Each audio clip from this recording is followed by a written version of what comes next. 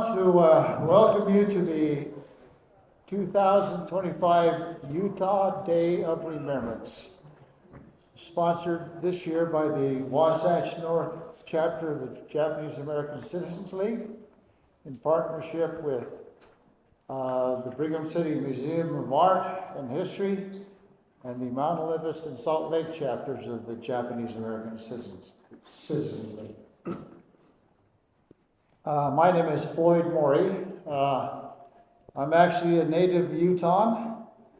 My father settled in Cache Valley back in about 1910.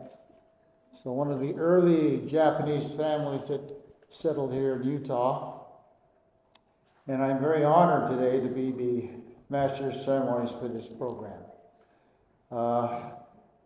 Today, you are all part of a very important event in Utah. This is William Harris's first speaking engagement in Utah. He is the director of the Franklin D. Roosevelt Presidential Library Museum. We also have Norio Uematsu, Patty Hirahara, and Alana Blumenthal of the Brigham City Art and History Museum to thank, because they've taken 2 years to put this program together. We have several representatives here from not just the state of Utah, but California, Colorado, Arizona, and Japan joining us here today. I'd like to invite some of our special guests to come up and say a few words. First, DJ Bott, Mayor of Brigham City, who will say a few words, followed by Sophia DiCaro, who is the Director of the Governor's Office of Planning and Budget and Senior Advisor to the Governor, Spencer Cox. Rob Bishop, good friend of mine and a former congressman of Utah's 1st Congressional District, followed by Lee Perry, Box Elder, County Commission. Mayor Bott. Thank you, Floyd. It's my honor to be here representing Brigham City and to welcome all of you to our beautiful Academy building. We had the snow flown in just last night, so it'll be nice and white and pretty for you. And we appreciate the cooperation that we had there with the weather. It's an honor to host so many of you that have been so influential in northern Utah here. I was oblivious to that fact. Scotty Uematsu, Steve Isaki, they were just friends, super good friends in high school that I had no idea they were just buds. But I appreciate being able to welcome you as a community, and I hope that you enjoy your time and your stay here in Brigham City. Enjoy our atmosphere of family that we cultivate here and inclusion that really brings us together as a community. I'm not going to take up much time because the men that are following me are much more educated and eloquent speakers. And so I will turn the time over to whoever was following me and say thank you so much. Give yourselves a hand for coming to Brigham City, Utah in 2025 for your conference.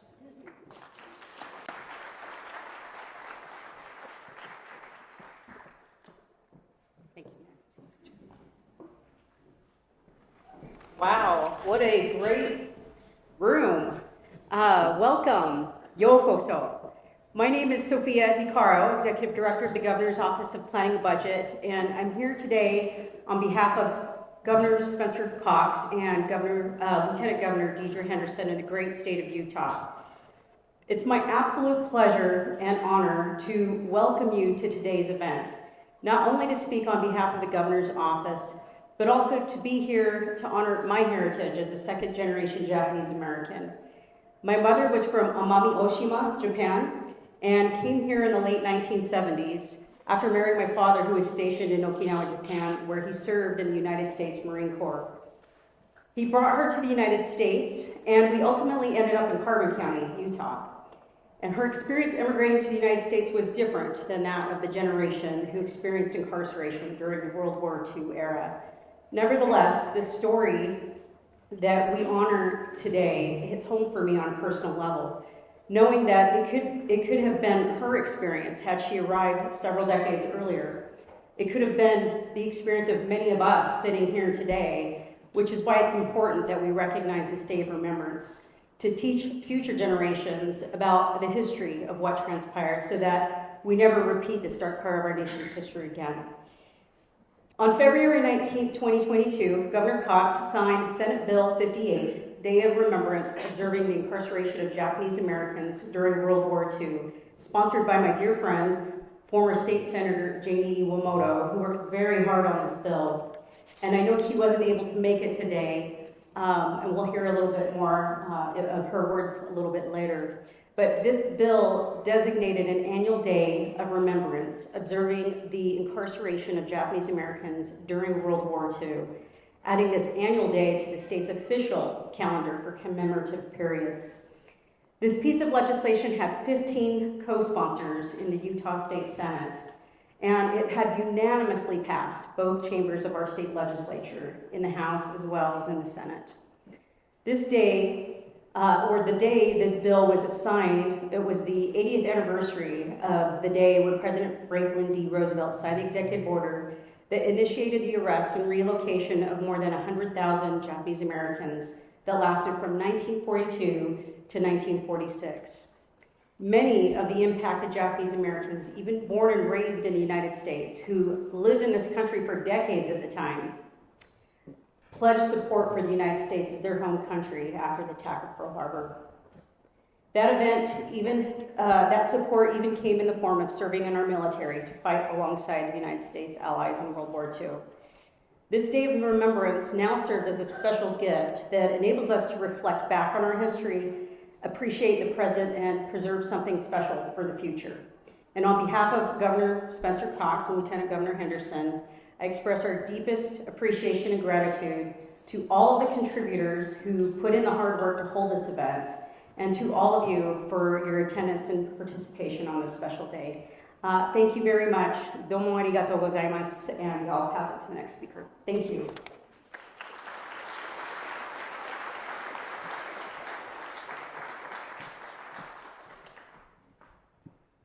Thank you. I too wish to welcome you here today. I'm appreciative of how you were able to handle the trace to 1 inch of snow we were promised. Never trust them again. 50 years ago, this fall, I started teaching high school. And the first year I taught the World War II era, I was offended by the cavalier and flippant attitude my students had when we went through the Holocaust. So the next year I decided to double down on that event. And as soon as I finished the unit on the Holocaust, the next day I went into a unit on the internment camps. One of the things that was very helpful for us in that is that one of the colleagues that was at the high school had grown up in Minnetonka camp, which is up by Jerome and Burley, Idaho, and had a diary of her experiences in living there. And being able to read to the kids what was the day-to-day life of her and about her family, and especially the impact of her father on this experience, was very important and meaningful. And at the end of that, when I could say that the words I am reading are from our colleague, who every kid knew, all of a sudden put a face and a name to the story that was given. It was no longer abstract, it was very meaningful for them and for me as well, which is why I'm very grateful for this organization to try to make sure that this memory is always meaningful and will be taken in with the seriousness for which it deserves. I am grateful for all of you. Wish a speedy recovery to Senator Iwamoto, who did an excellent job in the state legislature. I happen to think that part of the reason she was successful is because when she was a young student in college, she was one of my interns when I was in the legislature. Despite that negative start, she did a very great job. To all of you, thank you. Welcome to Brigham City. I hope you have an enjoyable day. Well, Congressman Bishop, I will tell you that Senator Iwamoto is one of my heroes in the legislature, and it was interesting because we served on, we were in different parties, but we were dear friends. And I was heartbroken this morning when I got a text from her saying she wasn't going to be able to be with us today. I love and adore her and appreciate all that she has done and taught me. And it was interesting as she went through, and I knew this was a passion to her to pass this legislation in our state, and I'm grateful that she was able to get it accomplished even after I left the legislature. But as I've done some research and looked back, I was like amazed at some of the neat things that have happened. Just so you know, Box Elder County understands the value of our Japanese American friends and neighbors and members of this community. In this book about Box Elder County, there's a section about 7 pages long, a lot of photographs of our Japanese friends and neighbors and Box Elder County residents, and we talked specifically about them. And as I was thinking about this myself, I didn't realize the huge impact that the Japanese American culture has had on my life, because I grew up with the Waimatsus. They were my neighbors. Harry and Kathy and their kids were my neighbors and my friends, and then of course I had a dear friend, Richie Aoki, from out in Honeyville, who went to high school with my wife and I, and found out what a great servant he is serving in our community today, still 35 plus years as a volunteer fireman in our community. And then we have others. I grew up with another young woman that we grew up with, Sheila Ishii, and her parents, and all the things that they contributed in our county. And then, of course, I would be remiss to not also recognize the fact that Box Elder County has been led by a great Japanese American, by Frank Nishiguchi, who was one of our commissioners here in Box Elder County for a number of years and did many great things in Box Elder County. So we're grateful for those who are here. We're grateful for this day of remembrance, because it's something we do definitely need to continue to remember to be a better people. And on behalf of the citizens of Box, the 60,000 plus citizens of Box Elder County, we welcome you here today. We're excited about this great opportunity we have down at our museum, and we hope many people will go, not just you here, but many people beyond here will come and visit and see this great display and understand the significance of what we're here today. And so thank you. Welcome to Box Elder County. There are many attending the event today that are somehow involved in the Day of Remembrance and the organizations that celebrate this day. I'd like to just name some names, hold your applause to the very end, to give you an idea that Box Elder County is on the map today here in Utah. We have from the Asahi Shimbun in Japan, Daisuke Igarashi. We have Lee Perry, Box Elder County Commissioner, Joan Hammer, Tourism Director of the Box Elder County, Dave Jeffries, Brigham City Councilman, Rosemary Lesser, former Utah State House Representative, and from the Brigham City Museum of Art and History Museum board members, Aubrey Hanks, Deanne Lester, Marianne Jensen, and also we have Carrie Hansen, President of Aspire Performance Academy of the Academy of Arts. We have Terry Scouse, former Director of Utah Department of Veterans Affairs, Dean Hirabayashi, President of the National JCL Credit Union and a member of the Topaz Board of Directors. We have Mackenzie Hirai, Topaz Museum Board of Director, Sherry Hayashi, Topaz Museum Board and former Director of the Office of Equal Opportunity and Title IX Coordinator for the former Director of Utah Labor Commission. Scott Bassett, Topaz Museum Board, Jeanette Misaka, member of the Advisory Council of Hard Mountain, Wyoming Federation. Hard Mountain is the camp that was up by Cody, Wyoming. Lisa Shizaki was going to be here, but because of the snow, was not able to make it from Idaho Falls. She is the JCL Intermountain District Governor. Patty Hirahara, who has been introduced, she's a history buff of Japanese history and a journalist from Los Angeles. We also have Ethan Hirabayashi, a co-president of the Mount Olympus chapter of the Japanese American Citizens League, and Richard Mono, co-president of the Mount Olympus JCL chapter, Kelly Sao, president of the Salt Lake JCL chapter, Rebecca Anderson, PhD, associate department and head of the history and U.S. historian for the Utah State University. Rebecca Roper, Manager, Special Collections, University of Utah. J.W. Marriott Library. Robert Gunter, Assistant Principal at Boxelder High School. Mike Allen, Kiwanis Club of Brigham City.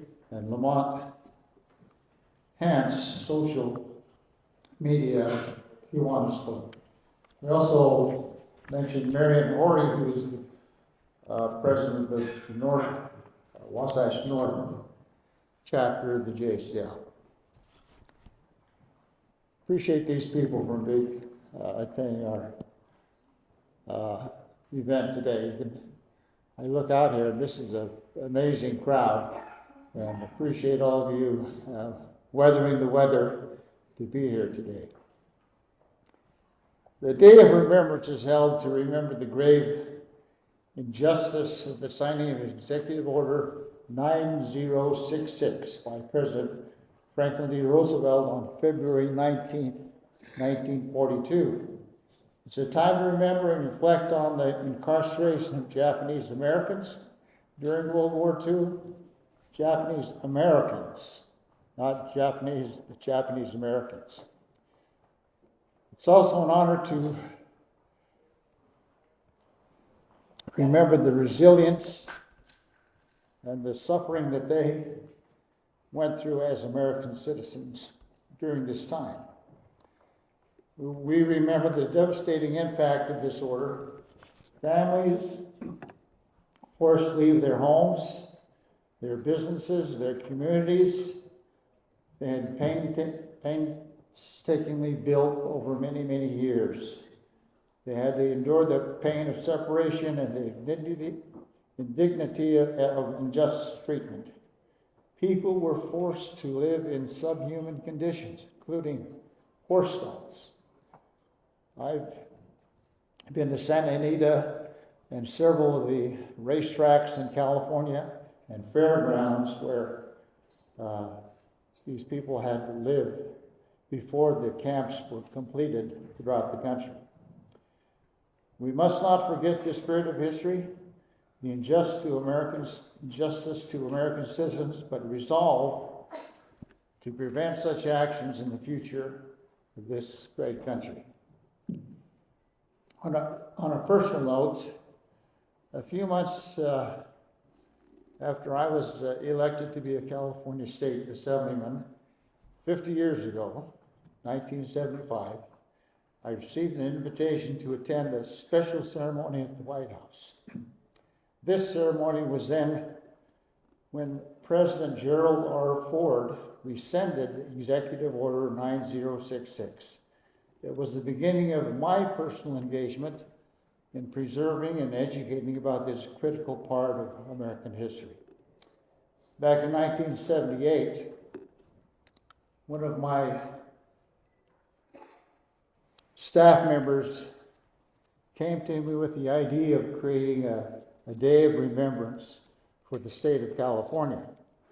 This, I believe, was the first official day of remembrance established for February 19th.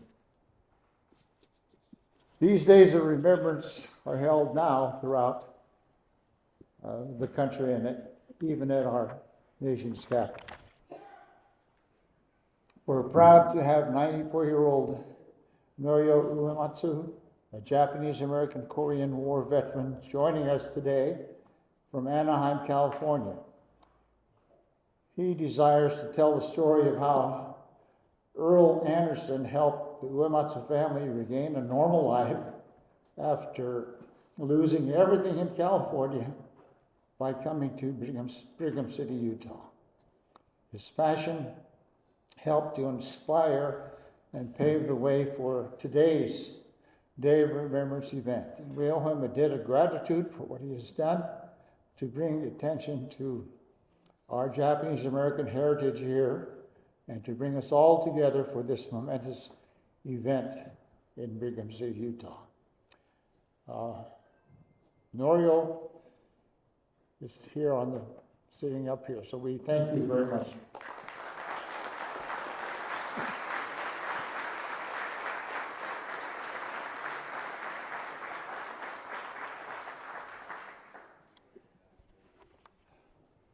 The name of Janie Iwamoto has been mentioned. Janie is today the Honorary Consul of Japan in Salt Lake City. She has been a Utah State Senator who has done much for the community. Jane was elected to the Utah State Senate in 2014. She previously served on the U.S. County Council, where she became the first Asian American woman elected in Utah. She graduated magna cum laude in mass communications from the University of Utah and received her Juris Doctorate degree from the University of California, Davis Law School. She serves as the chair of the Utah Advisory Committee for the U.S. Commission on Civil Rights, the America 250 Utah Commission, the National Japanese American Historical Society, the National Veterans Network. She was also appointed as the Honorary Consul to Japan in 2024. She is the first to hold the post in this state and has received many awards and honors for her service and dedication to the community. Janie was to be here to present a speech, and she, because of illness, was unable to join us this morning, but has asked me to read her speech for her.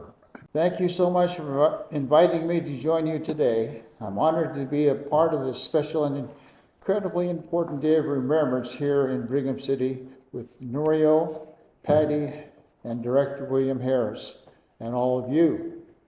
Thank you to the Wasatch Front North JCL for hosting this event.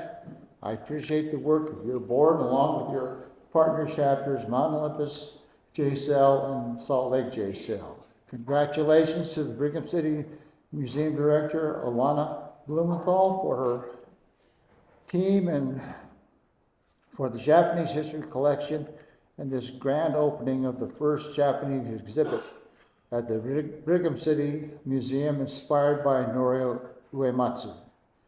Norio, your journey, your love for where you came from, and the way you have given back in time, love, and funding, as well as your deep friendship and joint vision with Patty are truly inspirational. In my new position as Honorary Consul of Japan in Salt Lake City, I send regrets on behalf of our new Consul General of Japan in Denver, Consul General Hiroyuki Okajima. He hosted the Emperor's birthday celebration in Denver last evening, so it was not able to come himself. At this time, I'd also give thanks to Consul General Yoichi Mikami, who represented Utah as well. He is now serving as the ambassador to Tanzania. I also like to thank former Congressmember Rob Bishop, who has always been so supportive to our Japanese American community throughout our state. Day of Remembrance and the fact that it is commemorated annually is incredibly important and critical. This year commemorates the end of World War II and the beginning of our nation's strong alliance and friendship with Japan because of our Nisei soldiers, or MIS, during U.S. occupation in Japan. It's because of the efforts of JCL, other organizations and individuals, and many of you, that we remember those who came before us, who lost so much, many of their lives, that we remember alongside so many outside our community, nationally and globally. These efforts express that we value diversity and that we celebrate the contributions of people of all backgrounds. During my time in public office, there have been some pivotal moments in my life. On November 11th, 2010, I stood on the south side of the state capitol waiting in line to sign the Utah Compact, which urged our Utah leaders to stand by guiding principles which address the complex, urgent challenges associated with broken national immigration system. I was a new member of the Salt Lake County Council, and as the first Asian American woman to be elected to office in Utah, and as the grandchild of immigrants, the moment was not lost on me. 10 years later, December 15, 2020, as a member of the Utah State Senate, I spoke alongside others, representing a myriad of communities and businesses, also banded together to support Governor Herbert's Utah Compact on racial equality, diversity, and inclusion, affirming that all people are created equal and that a racial equitable state requires us to act and create a society where race and ethnicity do not determine value, opportunity, and life's outcomes. This compact acknowledged that racism exists. It committed to take purposeful steps to stop racism, to eliminate racial and ethnic disparities socially, economically, and environmentally. As Americans of Japanese ancestry, the aftermath and attack on Pearl Harbor on December 7, 1941, which catalyzed anti-Japanese sentiment throughout the country, is unforgettable and painful. The foundation of our country's ideals, the most fundamental rights guaranteed by our Constitution, were indeed in peril. Inflammatory speech branded loyal Americans as enemy aliens, talk of mass internment both outside and within the Roosevelt administration,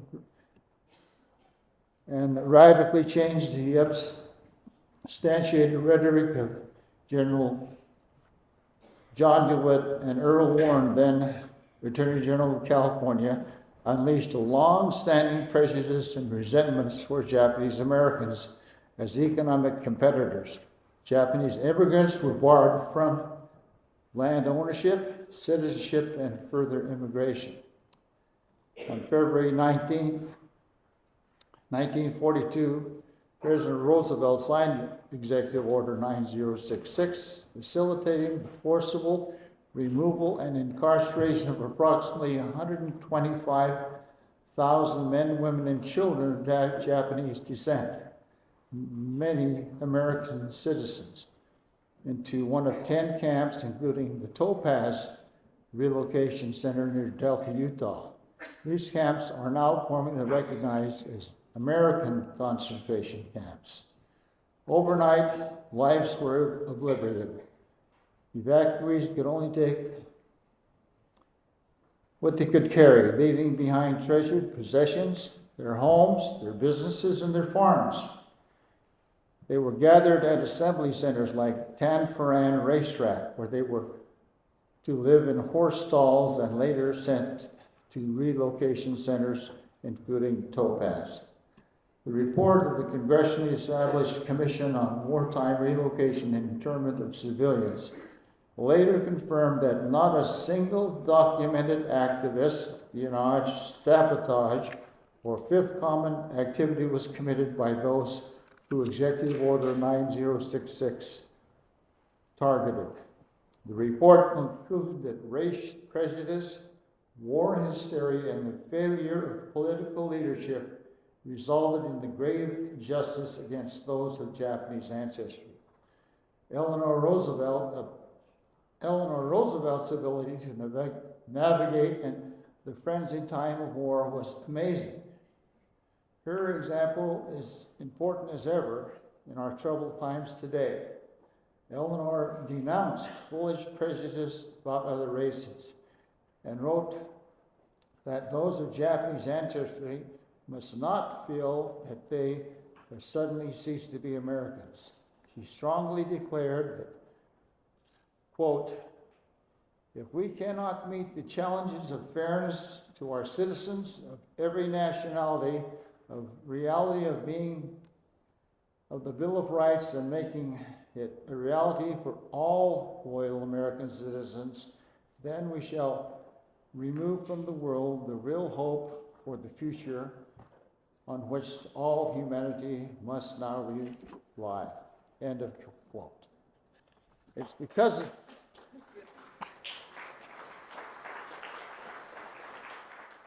it's because of the efforts of JCL, other organizations and individuals, and many of you, that we remember that those that came before us who lost so much, many of their lives, and that we remember alongside so many of our outside community, nationally and globally. These efforts express the values that diversity is of value to us. The great state and the great nation, I believe, is not to ignore the past, but remember the past and its failures. They learn and grow from the past and recognize the tragic results that are spawned from allowing fear, racism, and prejudice to continue. During my time in the state senate, our state has supported our efforts, to recognize past prejudice and to remember these injustices, including honoring Topaz, urging the Postmaster General to issue a commemorative stamp honoring the Nisei soldiers, honoring our Congressional Gold Medal awardees, honoring Wat Misaka, first person of color to play in the NBA, honoring Fred Korematsu with the day, supporting an appropriation honoring all peoples of Utah, an exhibit in which is planned with the opening of our new Museum of Utah at our Capitol complex, coinciding with America 250 and Utah 250 commemoration and celebrating the 250th anniversary of the signing of the Declaration of Independence. In 2020, I was a Senate sponsor for the Utah Raptor State Parks.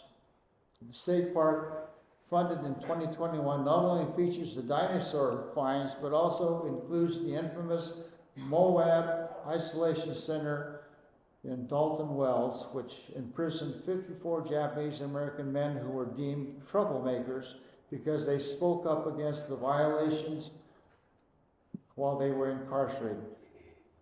I am happy to announce that on April 23rd, 2025, we'll honor those incarcerated at Moab Isolation Center with the opening of exhibits which will be part of the Visitors Center dedicated to the Utah Raptor State Park, Civilian Conservation Corps, and the Moab Citizens Isolation Center. In 2022, I sponsored SB 58, Day of Remembrance, observing incarceration of Japanese Americans during World War II. The commemoration of February 19th is now permanent in our state. 2022 was a significant year to mark the 80th anniversary of Executive Order 9066 and the 80th anniversary of the construction of Topaz.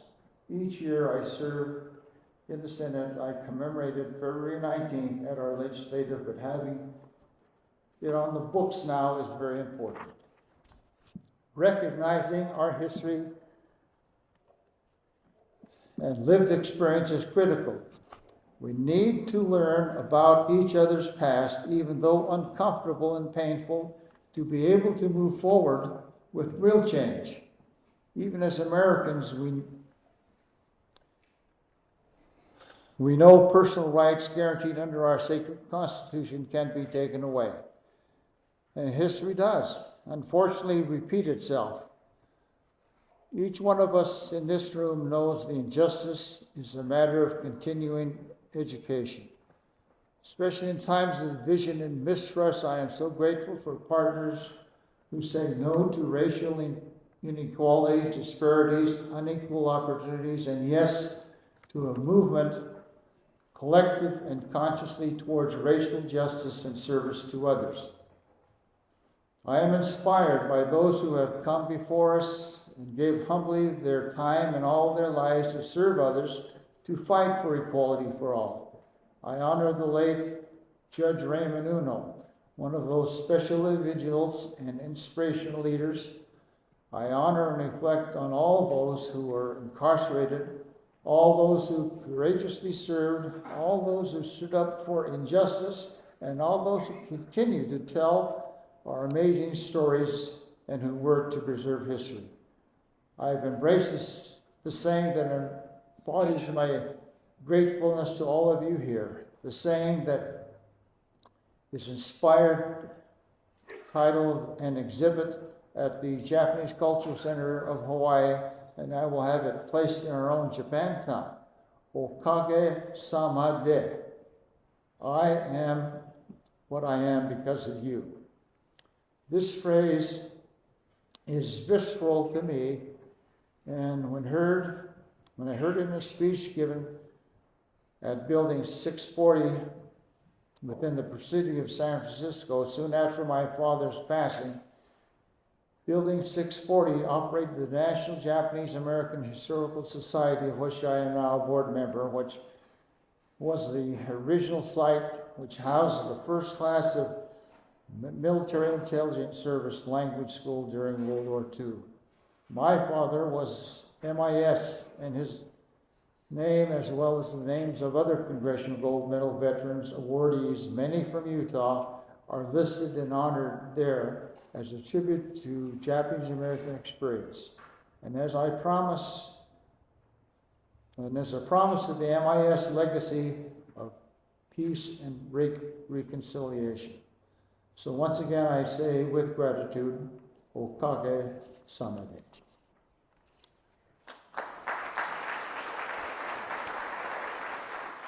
I'd like to now introduce our next speaker, William Harris, Director of the Franklin D. Roosevelt President Library and Museum, and he's going to speak on the subject of the Japanese American incarceration and the FDR Presidential Library, Our Shared Histories. Mr. Harris began his career in the 1990s at the George H.W. Bush Presidential Library and Museum. He later served in a senior role with the Office of Presidential Libraries, where he was instrumental in the development of the William J. Clinton and George W. Bush Presidential Libraries and Museum.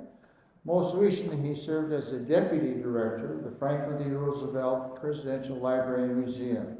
In this role, he has focused on building collaborative relationships with the library's on-site partner and the National Park Service and with the Roosevelt Institute. He holds a master's degree in history and a bachelor's degree of arts and degree in English and history from Auburn University. He was appointed as the director of the Franklin D. Roosevelt Presidential Library and Museum on October 23rd, 2022. He spoke at the Smithsonian National Museum of History Day of Remembrance on February 19th, 2024 in Washington, D.C. Mr. Harris. Thank you.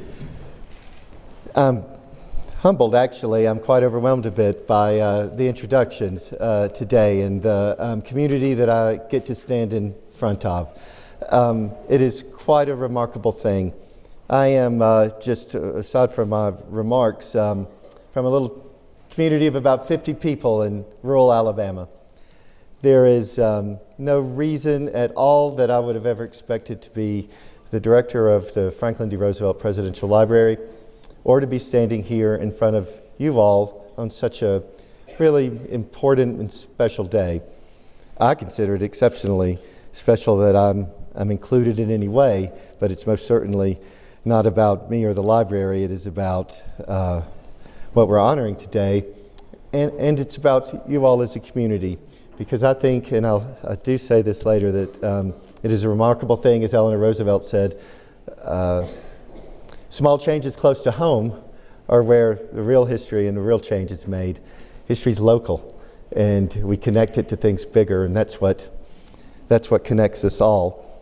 And one more aside, sometimes in the evening after everyone's gone, I'll walk down the hall from my office to the president's office. It's as it was pretty much the last time he visited it, about 3 weeks before his death down in Georgia. And I'll sometimes go down there and I'll go over something I'm working on like this. And it always strikes me as one would never have expected in 1945 when he was last there that this kid from Alabama would be thinking about Japanese American incarceration in his office 80 years later. And so I think that just connects the past and the present in a way that this exhibit and all the work that Alana and her folks have done, and believe me, I know what that is involved, does. So that's just very personal remarks on my part before I start. I do want to thank everyone for inviting me here today. The Wasatch Front North JACL, the Brigham City Museum, which I'm very much looking forward to the exhibit.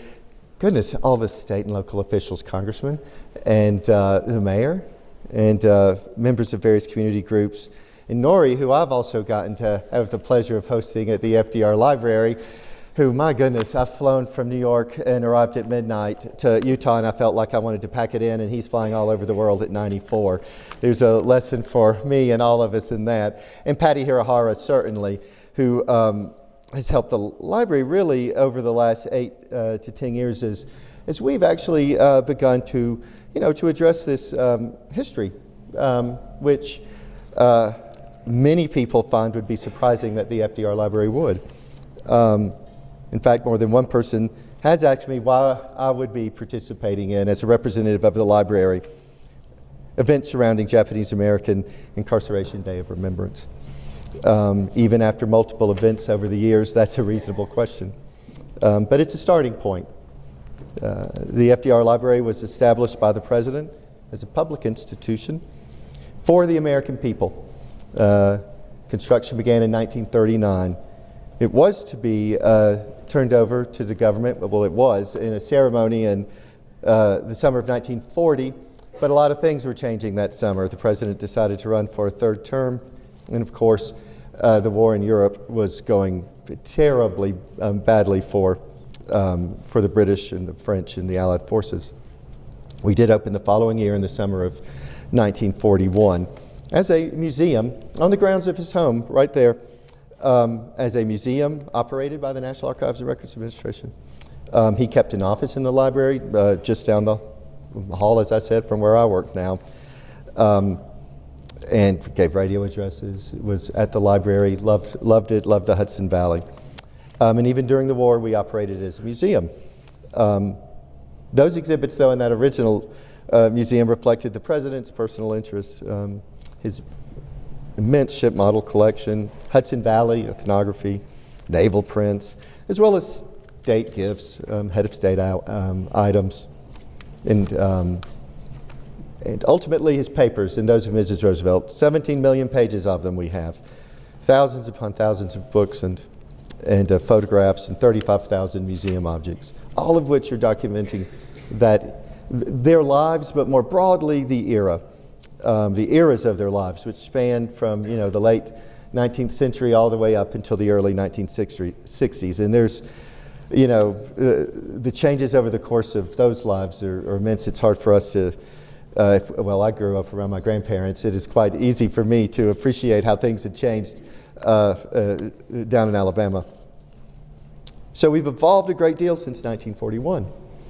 The exhibits have expanded to tell the broader Roosevelt story, both of the President and Eleanor Roosevelt, but the bigger one, an account of American history during their lifetimes, focusing on the New Deal, World War II, and the post-war world that Mrs. Roosevelt remained active in.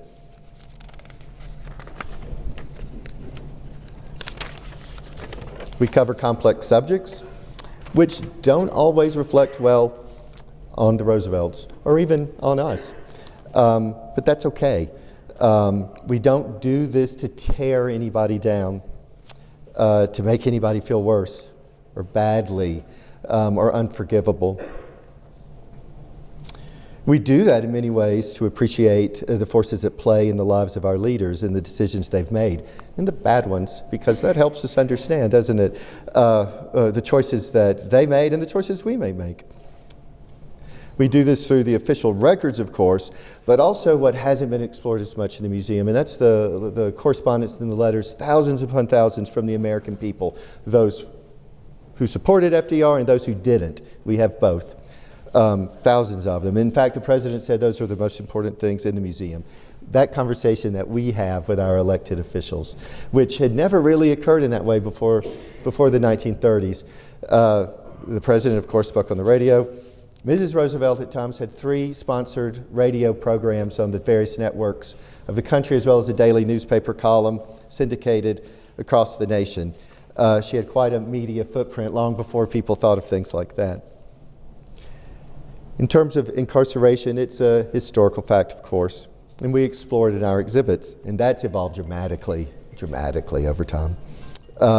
We document the decision to sign EO 9066 in those dark and frightening days immediately after the Japanese Empire's attack on Pearl Harbor and our formal entry into the war. The president's decision, of course, still sparks debate among those who offer a range of reasons, if not for the necessity of incarcerating Americans, which is generally held now to be both unjust and unconstitutional, but for understanding how such a decision could be reached, even though today it seems so self-evidently wrong. We have been, at times, criticized for applying today's understanding of events to another era. I get that a lot. It's understandable that people would sometimes think that. For holding people accountable unfairly, considering the circumstances. Unless anyone think that, that the leaders of the past aren't, judged and held accountable. That's what history is in many ways. Not judgment for the fact of castigating people, but for understanding. The criticism, however, doesn't stand up to me, to my basic litmus test for frankly and unflinchingly framing FDR's decision and the reasons behind it. I always ask myself, and I think it's a good way for everyone to approach history. Were there people at that time, people in high station, people directly involved with events, and everyday citizens, and even groups who opposed the decision, who at that point spoke about what was occurring, whether publicly or behind the scenes, in terms that make it clear how they felt, and that they were basing it not just in opinion, but in interpretation of the Constitution and of the laws at the time. And the answer to that question is a resounding yes. People as vastly different as the First Lady, of course, but also J. Edgar Hoover, and the First Lady and J. Edgar Hoover didn't usually see eye to eye on most things. Pretty much on anything. But they both recognize that this history is, that this moment in time, and that this decision wasn't the right one. They recognized that the threats to internal security did not lie within the Japanese American community on the West Coast, or even fully on the Italian American or German American populations more on the East Coast. And as has been previously said, there was simply no evidence to support a wide-ranging threat to national security by Japanese American communities on the West Coast. Can we understand the fears of many Americans who worried about imminent invasion of the West Coast? Yes, that fear wasn't unreasonable, actually. Our naval forces at Pearl Harbor had just been dealt what many thought was a grievous and complete blow. There was very much a concern that the Japanese would next invade California or the upper Pacific coast. And yet people of good standing and character argued for something wholly wrong and short-sighted. Mrs. Roosevelt, I think, stands as a symbol of one who opposed incarceration. She never publicly criticized her husband's decision. She never did that on almost any issue that she was passionate about, and there were many of those. But her actions during the war, including meeting with Japanese Americans at the White House and later touring Gila River Camp, evidenced her views more powerfully than words could at the time. As to criticism that we've have received for taking this franker view of incarceration, some have said to some doubts about our nation and its leaders during the war. I just say have faith. Have faith in our better natures, in our capacity, which is unlimited, to be so much more than cheerleaders for a past that sometimes we want to make simpler than what it was. I say have courage in the good sense of Americans to know a right from a wrong. They may not always know it in this fight. We know in our own lives, right?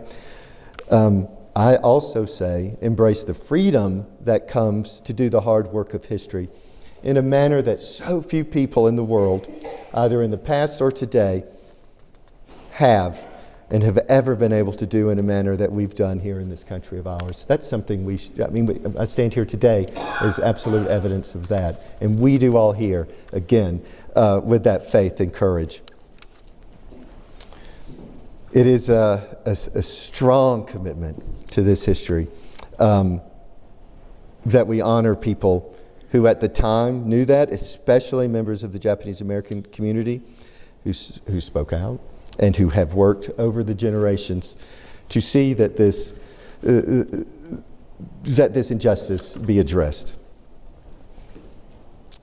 I know that, as I've mentioned, I can't help but do. When I grew up with down in Alabama, my grandmother, who had been orphaned and was very poor and had suffered a great deal of privation, taught me that we admit our mistakes.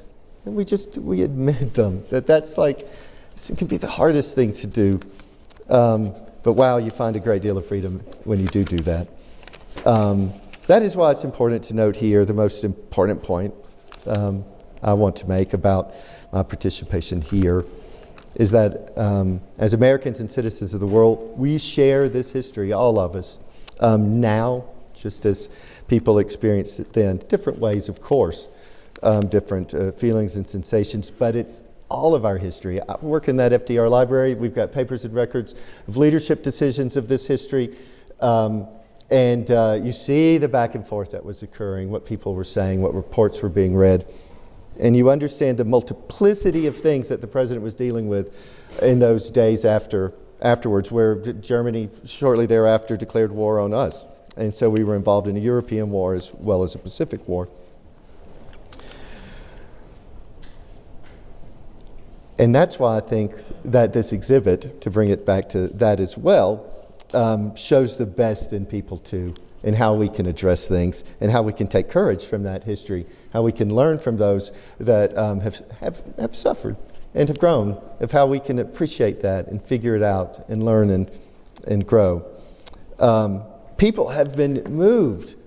This history here, people don't know, this local history. And it is a remarkable history. It is something to be, to share. And I'm so glad that story is getting out there. I'm certainly sharing it about the strength of this community and what has occurred. It is an important story to tell. So in closing, the FDR Library, on behalf of the FDR Library, and members of the Roosevelt family, I work closely with members of the Roosevelt family, 2 granddaughters in particular. The daughters of James Roosevelt and Franklin D. Roosevelt Jr. Want to express too that we very humbly take our place among organizations and institutions which frankly acknowledge the mistakes and the wrongs, even while recognizing the singular accomplishments of remarkable leaders like FDR, but leaders who are all too human. The symbolism, I think, is very powerful. But it is about more than symbolic gestures, and it's certainly not about checking boxes, to forthrightly examine our past. Frankly, when all is said and done, when we strip all this rhetoric away from it and reveal the basic humanity of it all, it is simply about what's right. And we know that sometimes, don't we? We know what the right thing is. And that comes with no reward. Doing what's right should never come with a reward.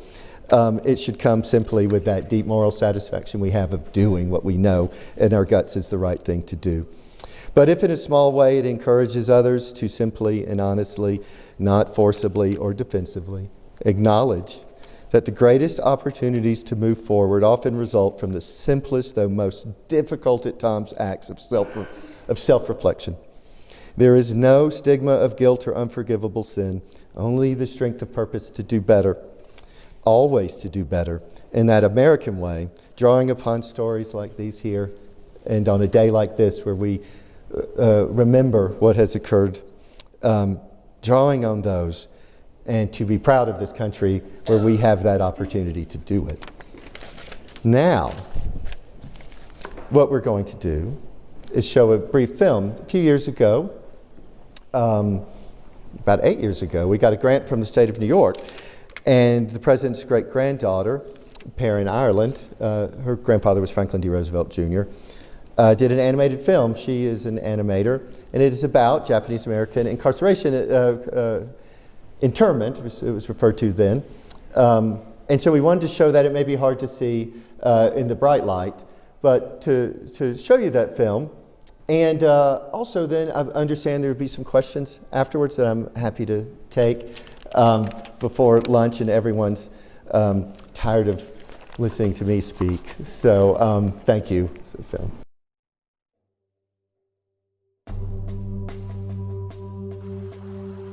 Japan attacked Pearl Harbor on December 7, 1941, prompting America to enter World War II. The war heightened racist attitudes and anti-Japanese sentiment grew. Many suspected their Japanese American neighbors might be spies or saboteurs.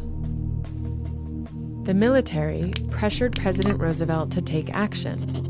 On February 19, 1942, FDR issued Executive Order 9066, which made it legal to relocate Japanese Americans from the West Coast. Over 120,000 Japanese Americans were taken from their homes, some of which were seized by white Americans. They could only bring with them what they could carry, and were shipped to remote relocation centers. Once at the camps, they essentially became prisoners. Nearly 2/3 of people interned were native-born American citizens.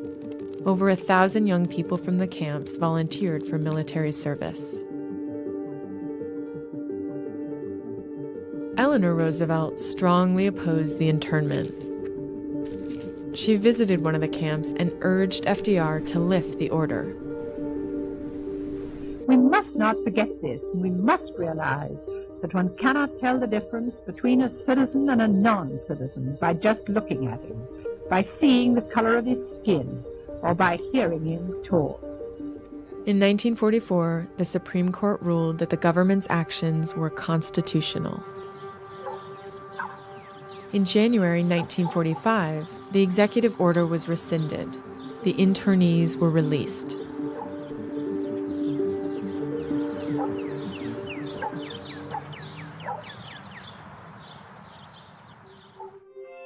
In 1948, Eleanor Roosevelt helped draft the United Nations Universal Declaration of Human Rights, which prohibits the incarceration of innocent civilians. We must want our fellow human beings to have rights and freedoms which give them dignity and which will give them a sense that they are human beings that can walk the earth with their heads high and look all men in the face. If we observe these rights for ourselves and for others, I think we will find that it is easier in the world to build peace.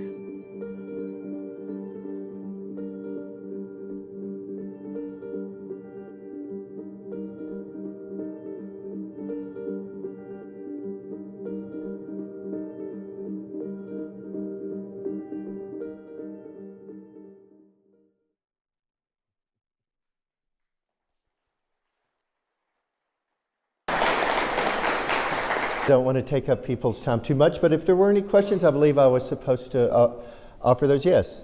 You mentioned earlier in your speech that Eleanor Roosevelt never publicly contradicted her husband. So what are the context of the quotes that were provided in the video? In her column, that she would often speak about people that she met, and she would speak about stories that she had heard in her travels, and so she would make reference. In fact, I was going to read one. Again, she wasn't directly saying, oh, this was a mistake, my husband got it wrong, but she was making it very clear what her views, and actually the views of many people were. And she could do that. And again, she was never told not to do that. It's quite remarkable that she had these radio programs and newspaper columns and continued those throughout. There was no effort to, review those scripts or to review her comments on either radio programs or in the media. She said in a 1943 column, late in the or in 1943 in the summer, "You're an American whether your features are those of Japanese, whether you're Italian or German ancestry, are born or bred in this country or naturalized. You are an American and you take pride in the American idea, which claims you as its own when you subscribe to the Constitution and the Bill of Rights. We are Americans all, and it is well to bear this in mind as we approach the post-war problems because they are going to require our close adherence to those ideas." So, and that was in 1943. So again, it was done in that way through her rhetoric. Yeah. Can you explain the relationship of the JCL with the First Lady? Well, it's interesting because the JCL, she hosted them at the White House, and they, and this was during the war and after incarceration as well. So I think that her engagement with the JCL was again to illustrate and to indicate that people within the you want me to talk about the Obata painting? Well, the artist, the Japanese-American artist Obata, who I guess he lived to be 90 years old till about 1975, presented, the JECL presented a painting by him, and it's of the Topaz Camp, I believe. And what's remarkable is the painting, which you can't see it here. She hung that in her New York apartment. She always had an apartment in New York City all the way up until she died. And it always stayed with her wherever she moved on the wall in her room so she could see it. It was a reminder to her of the best in people and what we can do and how we must evidence that in our actions and words. And a gift, yes, from the JECL. They presented it. That's right. And again, just think about this. She hosted them at the White House during the war. So I think that speaks a great deal to her independence in her view. She also did that with members of the Indian independence movement during the war. So even though, Prime Minister Churchill was certainly not for Indian independence. So it's really remarkable what she would do. And how she would go about it through the press. Yes? I'm kind of curious how the Germans and Italians, we don't hear much about the story there. Were they integrated into the same camps, or how much fewer in number. Italian Americans and Japanese, and German Americans were in fact incarcerated. But the numbers, I think it's less than 9,000 maybe. They weren't, as far as I understand, integrated within the same places, but elsewhere, but not in any significant number. And I was just quoting, and I hope I get the number right, but something like 3/5 of all Americans in 1940 were of German heritage. So and I think that it speaks also, let's face it, to the racial component of this. People look different. There was a different history, and I think it played out that way. And of course, on the East Coast and the West Coast, at that time was at greater risk, or viewed at the time of invasion by the Japanese Empire. Not to excuse that, but it was a different situation. Although the acts of potential sabotage and spies were Germans and German Americans. So.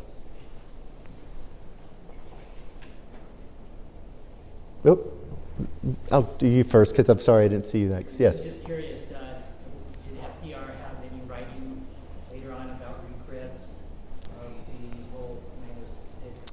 No.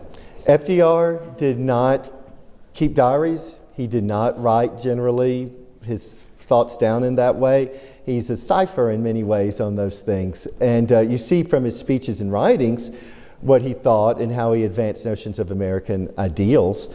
I would like to think that, he would have been there and reached that point,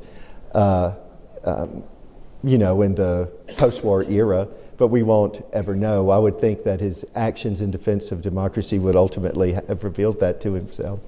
I think he made a wartime decision, and I don't want to suggest this in a way that sounds more callous than it does. I just think this was one of many decisions that was being made in January and February of 1942. And that's cold comfort, but that's what the historical record certainly shows. It was just decision after decision after decision, many of which, we wouldn't do today at all.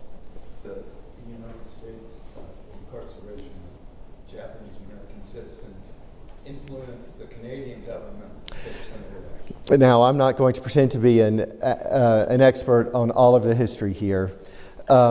I know that the Canadian exclusion from the West lasted well after the war, much further. There was exclusion in Mexico too, I believe. So it was North American in its character. Certainly, the United States as the, at that point, leading force in the war and taking efforts, but, influenced and were influenced by other countries. But I don't want to go too far down that because my knowledge base would be too thin. I was surprised, though, when we've had Greg Robinson speak at the library, how long after the war the exclusion lasted in Japan. It's dramatic compared to what happened here in the United States, where even before the war was over, people were, already leaving. In Canada, you couldn't go back, I believe, and own property or claim property all the way through the late 40s, it's my understanding.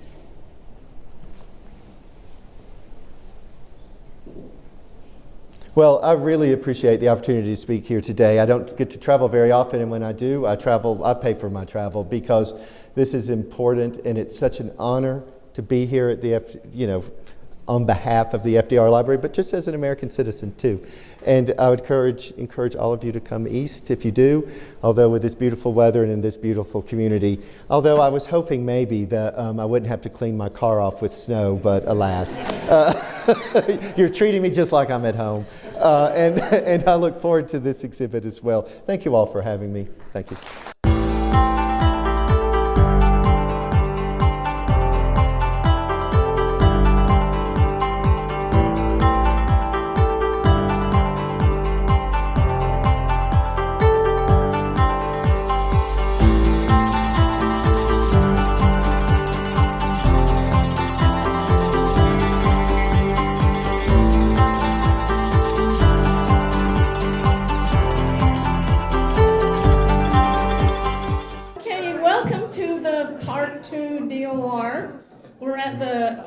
Brigham City Museum, and I promise I won't talk as long as Floyd did. I did want to acknowledge Elena's people who worked on the museum, but Elena's going to do that. I do want to give a big thank you to my Wasatch Front North group that did a fantastic job putting this together. I really appreciate that.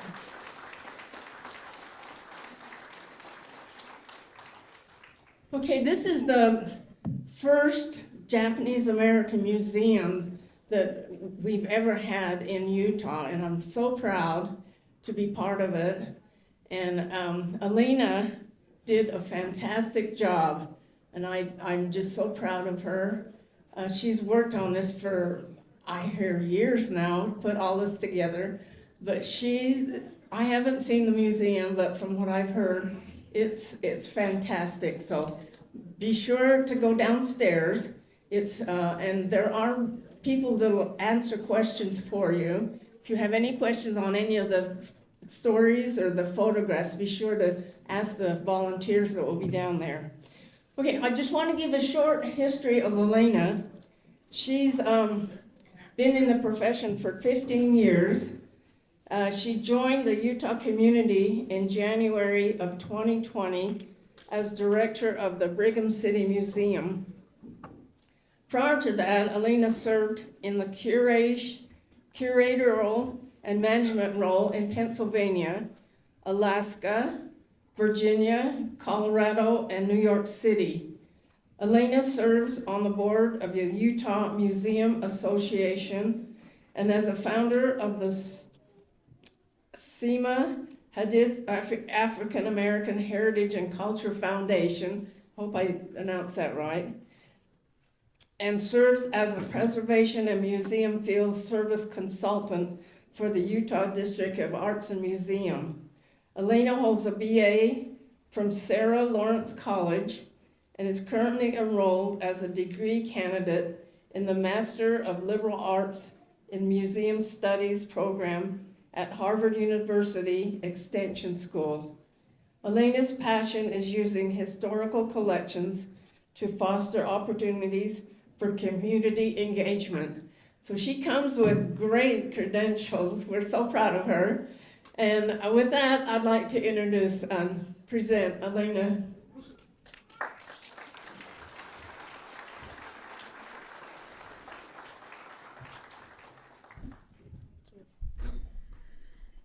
Thank you, Marion, and thank you to everyone from the Wasatch Front North chapter of the JACL for partnering with us on this historic day. It has been such an honor to be a part of this important commemoration of the Day of Remembrance, and we are humbled by their support of our exhibit. Please, another quick round of applause for all of the hard work that went into today's marvelous program.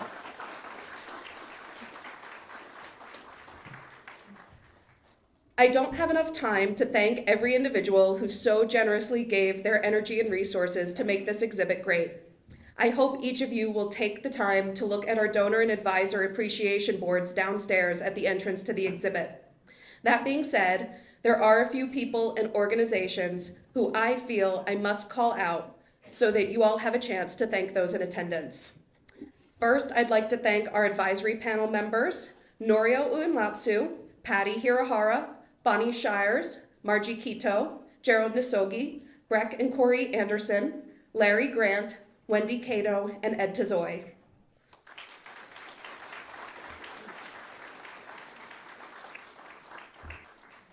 Thanks to the Honeyville Buddhist Church, Wasatch Front North chapter of the JACL, George Yamaoka, the Utah Division of Arts and Museums, the Box Elder Museum Foundation. We are grateful to the mayor, city council, and all of our incredible colleagues at the Brigham City Corporation who supported this vision.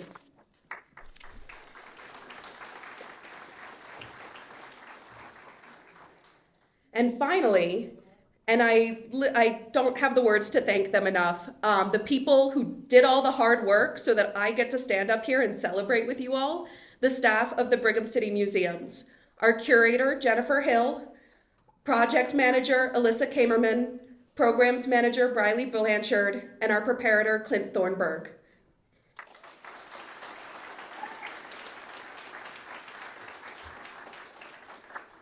Their dedication and hard work inspire me every day, and I am just lucky I get to work with those people, and you're gonna see why I say that when you get downstairs.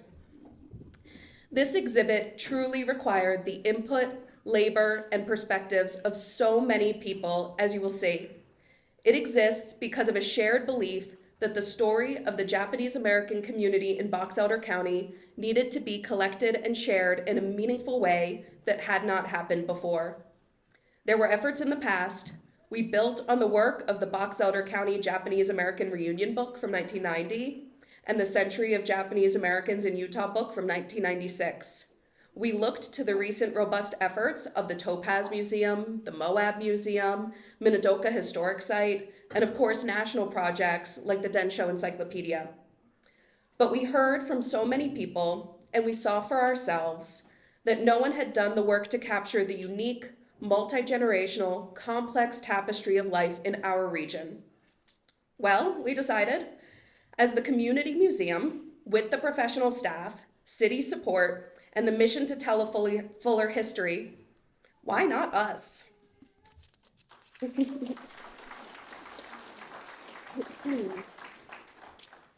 Many of you will have heard me say this because I view it as a key philosophy of this project. This exhibit marks the beginning of the work, not the end. What I mean by that is, while we have spent over 2 years and easily thousands of hours on the exhibit that opens today, that work is the foundation of something bigger. From day one, I told our staff, when the deadline hits, when the exhibit is up on our walls, when all of the blood, sweat, and tears are laid bare for the world to see, in other words, today, we can expect to receive feedback that we missed something, missed someone, didn't reach or capture a family's story. And when we receive that feedback, we will seize it as our next opportunity. In fact, we already have our next round of meetings and pre-interviews set up to continue to capture more stories that will expand on what we've learned so far. And we hope to schedule many more as this exhibit connects us with people we haven't yet reached.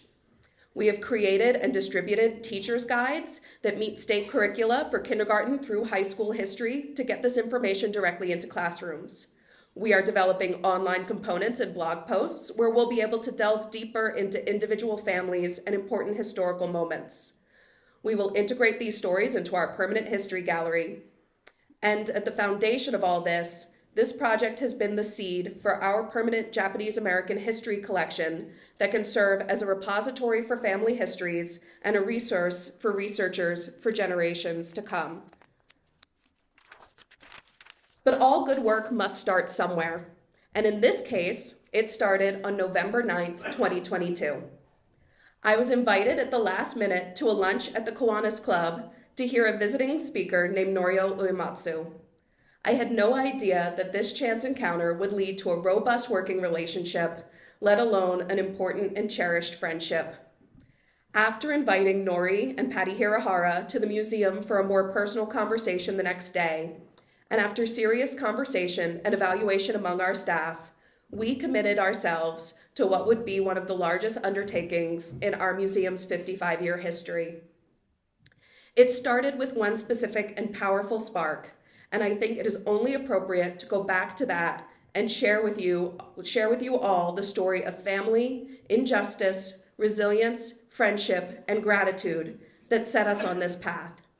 In a moment, you will finally get to hear from Nori, but first, I'd like to share the reason behind his commitment to be here today.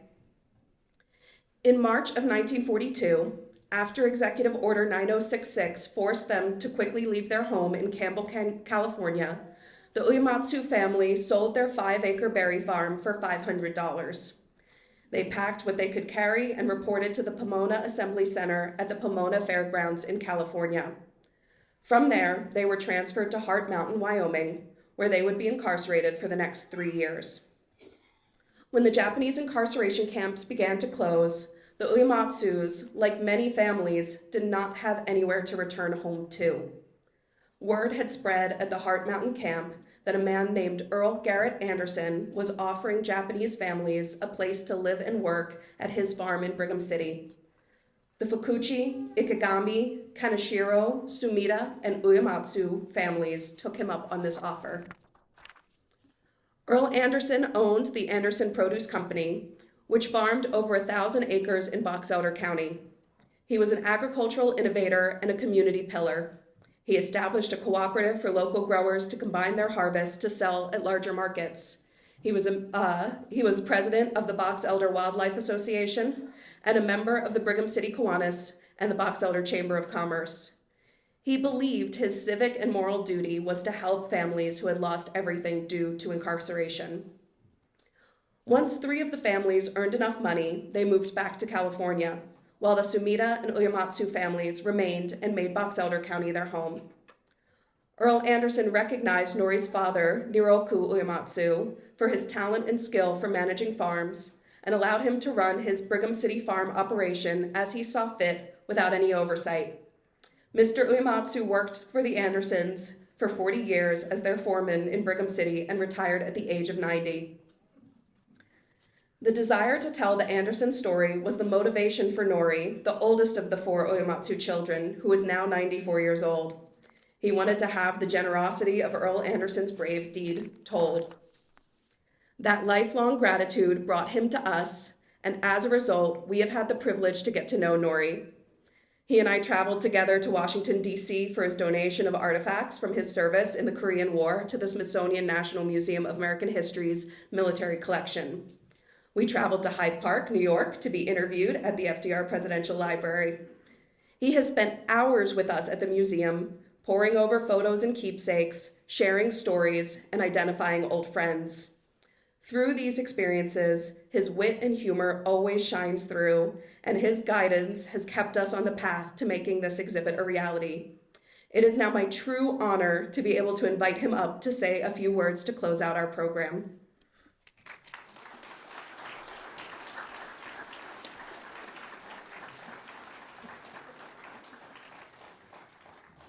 It's really great to be back to Brigham City, my second home. Oh, coming up that step is like coming Mount Wilson. But anyway, our family, after being released from the Heart Mountain internment camp, we were very fortunate to find Earl G. Anderson was allowing Japanese families to live and work on his farm. He converted a building into a 6-unit apartment with a kitchen and bedroom, and he allowed 6 Japanese families to live in the apartment plus work on his farm. He also had a packing shed on Forest Street where he packed all the vegetables and fruits that he raised in Brigham, all the way from Dewey. He had a farm all the way from Deweyville, Honeyville, Brigham City, Willard, and picked the fruits and vegetables and packed them at his packing shed in Brigham City, Utah. Patty, you gotta help me. Where am I? You're supposed to thank everyone for taking all their time and coming here. Oh, definitely gotta thank all of you. Gosh, I didn't realize there's this many people that came, whatever, here. Can't come here to hear me speak about the Andersons, but Andersons, I'm very grateful for them. In fact, this became our permanent home after we lost our home in Campbell, California. I gotta speed it up? Okay. But anyway, I don't have any more else to speak. No, you have to say, why is February 19th so important to your family? Oh, yeah, February 19th, 1942 is when, no? Oh, wow, February 19th. Actually, that date is when Franklin Delano Roosevelt, yes, February 19th is when he signed Executive Order 9066, which forced 120,000 Japanese ancestry from the West Coast states of Washington, Oregon, California. No? 119,000? Anyway, we were forced out of the West Coast states. Oh, you don't want me to talk about that, huh? You're supposed to say, why is February 19th so special to you about your father? Oh, yeah. Oh, yeah.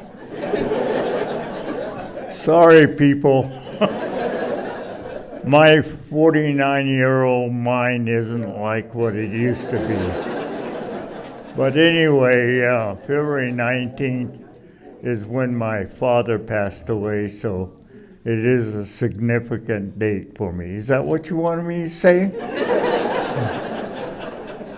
All right. What else? I don't know what else to say. Oh, yeah, well, definitely. I have to thank all of you. I didn't realize there's this many people interested in an old. I can't say the word because it's not proper, but I really do thank all of you for coming. I know there's a lot of you out there that are my relatives and friends from way back, and I've always considered Brigham City as my second home since we lost our home in Campbell, California. And especially, oops, am I supposed to cut it off? They have to do ribbon cutting. Huh? They have to do a ribbon cutting. Ribbon cutting. Ribbon cutting. Ribbon? I think she wants you to give me back the. You have to excuse me. My 49-year-old mind isn't functioning like it should, but I do want to thank all of you, like I say, and especially if there's any of the Anderson relatives here, I do really appreciate what you've done for my family, as well as the other Japanese families that lived and worked on your farm. Is that okay? Okay.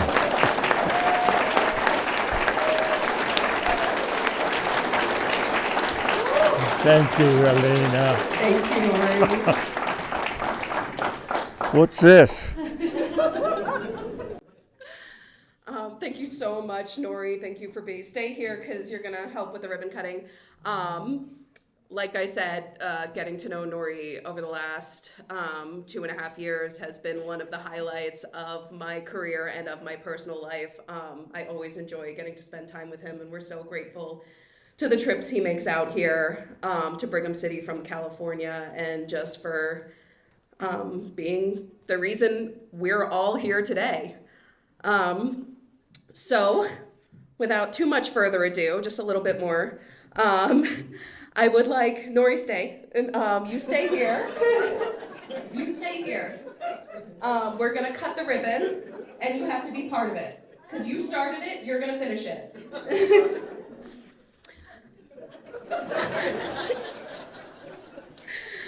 So, I'd like to invite members of our advisory panel who are here in attendance, including Nori, any members of the museum board in attendance. Oh, goodness. All right, I can project. Oh, there we go. Any members of the museum board and any of today's speakers who would like to join us on stage at this time for the official ribbon cutting. While they're making their way up to the stage, I just want to let everyone know, once the ribbon is cut, we invite you to make your way down into the exhibit. Rather than step out into the cold and slippery February day, I encourage you all to use the stairs or the elevator at the rear of this hall. The hallways connect to the back of the gallery, so I would recommend making your way straight to the front before you start exploring the displays. That's just kind of how it's meant, but all of the displays speak for themselves, and so just kind of make your way through that way. We have docents and staff stationed throughout to have conversations about the content. You can identify us by our name tags. The gallery is not large enough to accommodate this remarkable turnout all at once, so I encourage you to take your time, enjoy the refreshments, catch up with old friends, and then make your way down to the exhibit at your leisure. So now, no further ado other than cutting the ribbon.